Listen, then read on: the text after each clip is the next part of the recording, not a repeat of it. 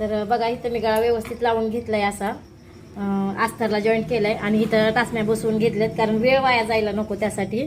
तर इथं एक टाचणी कमी पडली त्याच्यामुळे काटापिन लावली मी. तर चला ही शिवून घेते मी अगोदर.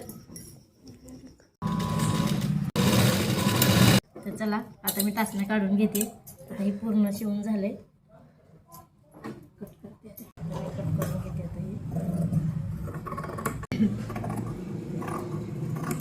तयार झालाय. आता ह्याला ना फिनिशिंग करून घ्यायची, म्हणजे छोटासा बारीक असा गोट करून घ्यायचा ह्याला.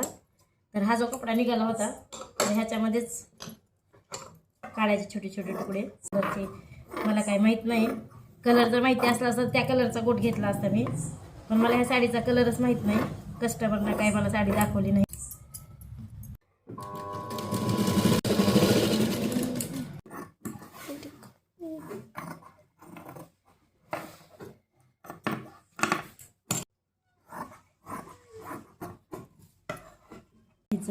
आता इथं कमी पडायला लागले त्याच्यामुळे आता इथं तुकडा जोडावा लागेल मला इथे एवढा.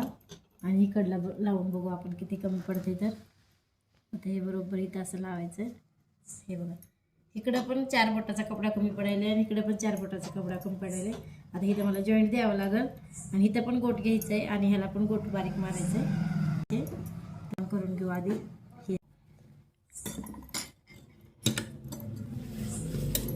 एवढे टाकले तुकडे ॲडजस्टमेंट करावी लागते ना टेलरला. तुकडे जोडण्यातच ते अर्ध्या ब्लाऊजचा टाइम जातोय. घेतात गळे की पाठवते गिराईक. कस्टमर गिराईक गळे घेतात की पाठवतात. का तर बघायला सोपा वाटतो ना तो, 5 मिनिटात गळा होत असते.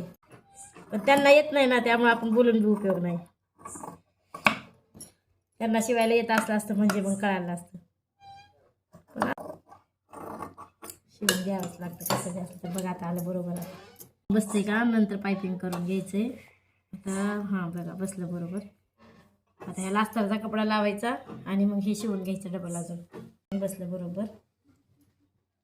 हा गळा थोडा बारीक झालाय पण असो त्यांचा गळाच एवढा आहे. आपण घेतले. आता मी इकडे लावून घेते त्याच्या बरोबरीनं. व्हिडिओ पुरला नसता त्याच्यामुळे मी अगोदर इकडे लावून घेतलं आणि आता इकडे फक्त तुम्हाला दाखवण्यासाठी थोडंसं ठेवले.